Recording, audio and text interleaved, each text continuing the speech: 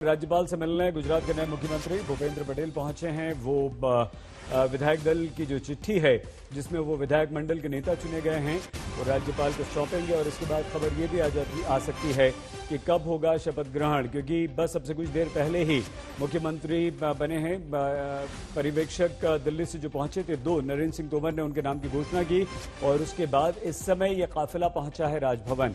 तो राजभवन में विधायक मंडल दल के बैठक में जिस तरह से वो नेता चुने गए हैं उसकी चिट्ठी सौंपेंगे और उसके बाद फिर अब देखना ये होगा कि शपथ ग्रहण कब होता है, क्योंकि इंतजार अब इसी बात का है कि शपथ कब लेते हैं भूपेंद्र पटेल। एक बार फिर से बीजेपी ने चौंकाया है, नरेंद्र मोदी ने चौंकाया है। विजय रूपाणी के बाद मुख्यमंत्री बनने वाले पटेल भूपेंद्र पटेल इस समय राजभवन गए हैं। केंद्रीय पर्यवेक्षक और केंद्रीय मंत्री नरेंद्र सिंह तोमर ने विधायक दल के नेता चुनने की उनकी घोषणा की थी और जेपी नड्डा ने, प्रधानमंत्री ने, सबने बधाई दी। लेकिन राजभवन पहुंचने का मतलब ये हुआ कि वो औपचारिक तौर पर अपनी उस चिट्ठी को सौंप देंगे जिसमें उन्हें विधायक दल का न सिर्फ नेता चुना गया बल्कि मुख्यमंत्री की जिम्मेदारी भी दी गई है और उसके बाद फिर तय होगा कि शपथ ग्रहण कब होता है, शपथ वो कब लेते हैं। देखना ये होगा कि अब शपथ ग्रहण कब होगा और इसकी संभावना ये है कि जल्द ही शपथ ग्रहण भी हो जाएगा, क्योंकि जैसे ही मुख्यमंत्री बने उसके बाद प्रेस कॉन्फ्रेंस में जब उनसे पूछा गया तो उन्होंने कहा कि अभी सबसे पहले 6 बजे हम जाएंगे गुजरात के राज्यपाल से मिलने। वहां राजभवन में अपना पत्र सौंपने के बाद ये फैसला करेंगे कि शपथ ग्रहण कब होता है। आचार्य देवव्रत से मिलने पहुंचे हैं इस वक्त, जो कि राज्यपाल हैं, गवर्नर हाउस पहुंच गए हैं मुख्यमंत्री भूपेंद्र पटेल और उसके बाद फिर वो औपचारिक तौर पर अपनी चिट्ठी राज्यपाल आचार्य देवव्रत को सौंपेंगे। गोपी खानगर हमारी संवाददाता हमारे साथ जुड़ चुकी हैं। गोपी, भूपेंद्र पटेल राजभवन पहुंच चुके हैं, क्या हम अंदाजा लगाएं कि जिस तेजी से काम हो रहा है, अभी घंटा भर भी नहीं हुआ है उन्हें उनके नाम की घोषणा हुए, बहुत जल्द शपथ ग्रहण की तारीख में आ जाएगी या दिन भी तय हो जाएगा?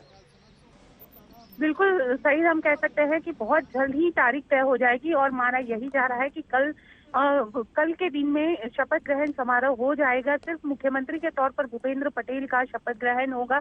हालांकि उसके बाद कैबिनेट में क्या होगा और कैबिनेट में कौन कौन से बदलाव होने हैं, इसको लेकर अभी तक बीजेपी की ओर से किसी भी तरीके का खुलासा नहीं किया गया है। लेकिन इतना साफ है कि भूपेंद्र पटेल का शपथ ग्रहण कल हो जाएगा। टाइम अभी तक घोषित नहीं किया गया है, क्योंकि बीजेपी की ओर से ये पहले ही बताया गया था, साफ तौर पर बताया गया था कि 13 या 14 तारीख जिस तरीके से गवर्नर कहेंगे उस हिसाब से तारीख जो शपथ ग्रहण समारोह है उसका कार्यक्रम रखा जाएगा। लेकिन अब ये आज बीजेपी की ओर से कहा गया है कि कल ही शपथ ग्रहण समारोह के लिए गवर्नर को कहा गया है और हो सकता है, हालांकि टाइम अभी तक फाइनल नहीं हुआ है, लेकिन कल शपथ ग्रहण समारोह हो सकता है। सही, बिल्कुल गोपी। लेकिन गोपी, जिस तरह से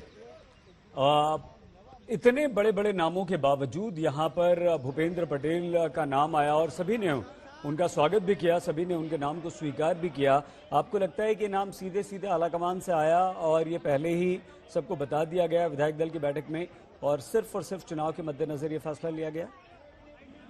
बिल्कुल, ये चुनाव के मद्देनजर फैसला लिया गया है और सबको ये नाम बताया गया है, ये नाम आलाकमान की ओर से पेश किया गया था।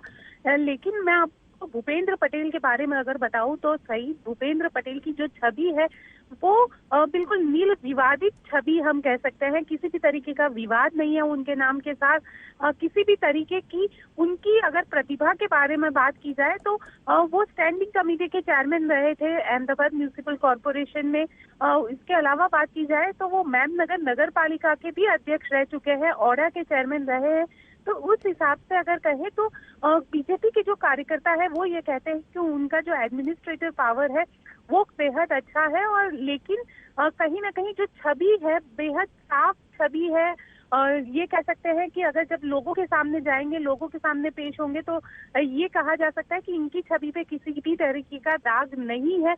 हो सकता है कि यही वजह है कि उनको मुख्यमंत्री बनाया गया। बेहद साफ छवि वाले भूपेंद्र पटेल जो है उनकी जो छवि है बेहद साफ है। सही, कई जो मामले चल रहे थे गुजरात बीजेपी में भूपेंद्र पटेल को बनाकर क्या बीजेपी ने सभी को साथ लिया है? पटेल समुदाय से यहां पर मुख्यमंत्री बना दिया उन्होंने। इसके अलावा जो बड़े बड़े नेता थे किसी को भी ना बना के, किसी को भी नाराज न करके एक नया चेहरा सामने ला दिया। मानती हैं आप इस बात को? बिल्कुल, देखिए मैं आपको बता दूं सही कि ये भारतीय जनता पार्टी है और भारतीय जनता पार्टी में यहाँ पे जो आला कमान फैसला लेती है वही आखिरी फैसला होता है। हमने बहुत सारे नेताओं से बात करने की कोशिश की, बहुत सारे नेताओं ने हमें यही बोला कि हम जब उनके साथ है तो उनको ज्यादा दिक्कत नहीं आएगी, क्योंकि भले ही उनका अनुभव कम है लेकिन ये जरूर है कि दूसरे जितने भी सीनियर नेता है वो उनके साथ है। तो विरोध सही नहीं है, सारे लोगों ने उनको एक्सेप्ट किया है और हर कोई उनको एक्सेप्ट करके ही चल रहा है, क्योंकि बीजेपी में यही माना जाता है जो आला कमान लेता है वही आखिरी फैसला होता है। तो बीजेपी में उनका विरोध होने की कहीं संभावना जो है फिलहाल तो कम ही जताई जा रही है। सही जी। अब जिस तेजी के साथ ये घटनाक्रम हुआ है गोपी, अभी घंटा भर भी नहीं हुआ, भूपेंद्र पटेल के नाम का ऐलान हुआ है, तुरंत पहुंच गए हैं। क्या लगता है कि कल अगर शपथ ग्रहण की कितनी ज्यादा संभावना, और उसमें सिर्फ भूपेंद्र पटेल शपथ लेंगे या मंत्रिमंडल में भी कुछ फेरबदल हो सकता है, बदलाव हो सकता है? देखिए, फिलहाल तो यही बताया जा रहा है कि कल भूपेंद्र पटेल ही शपथ लेंगे और उसके बाद जरूरत रही तो मंत्रिमंडल में बदलाव किया जाएगा।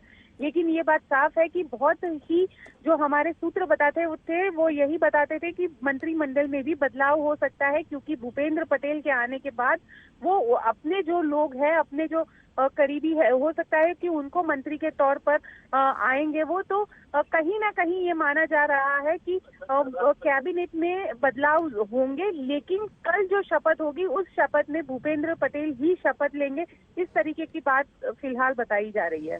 नितिन पटेल हुए, चाहे गुजरात बीजेपी के अध्यक्ष हुए, पाटिल साहब हुए, और बड़े बड़े नाम वहां पर थे, इन सब का एक सुर में समर्थन, ये किस तरह का संकेत है गोपी? देखिए, इन सबका एक सुर में समर्थन इसका साफ संकेत है कि बीजेपी में पार्टी ही बड़ी है। पार्टी की ओर से जो संदेश दिया गया है वो यही है कि सबको मिल के साथ में काम करना है, चाहे आपका विरोध हो या ना हो।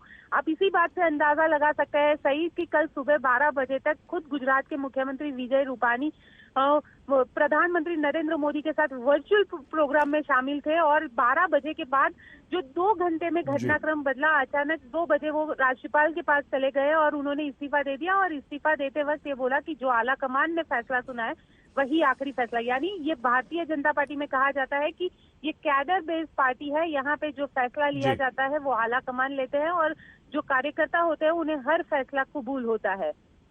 बहुत धन्यवाद गोपी।